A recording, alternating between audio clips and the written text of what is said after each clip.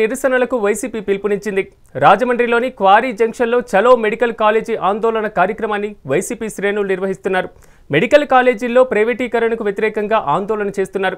కూటమి ప్రభుత్వం ప్రైవేటీకరణను వెంటనే ఆపివేయాలని వైసీపీ రాజమండ్రి పార్లమెంటరీ నియోజకవర్గ incharge doctor Guduri Srinivas demand చేశారు.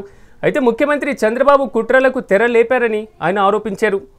పార్టీ ఇచ్చిన పిలుపు మేరకు ఏదైతే జగన్మోహన్ రెడ్డి గారి సత్సంకల్పంతో 17 మెడికల్ కాలేజీలు కట్టాలి, పేద ప్రజలకి వైద్య విద్యను అందించాలని సత్సంకల్పంతో ప్రణాళిక చేసి 5 మెడికల్ కాలేజీ ఆయన హయాంలోనే ప్రారంభించారు. మిగతా 12 మెడికల్ కాలేజీలు కూడా పులివెందుల అవి కూడా పాడేరు ఇవన్నీ కూడా స్టార్ట్ అయిపోవడానికి రెడీగా ఉన్నాయి.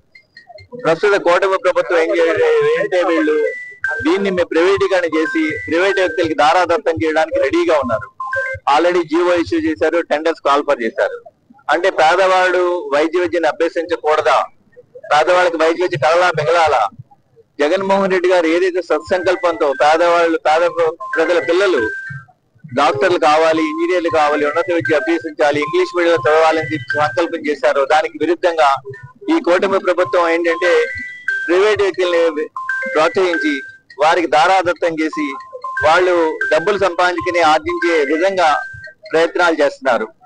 వాళ్ళు కష్టపెట్టడానికి ఈ వైద్య విద్యని వాళ్ళంతా కూడా ప్రయత్నాలు చేస్తున్నారు. వైద్య విద్య అనేది చాలా కాస్ట్లీ వ్యవహారం. ప్రైవేట్ కాలేజీలో చదవాలంటే కోట్లు ఖర్చు పెట్టాలి.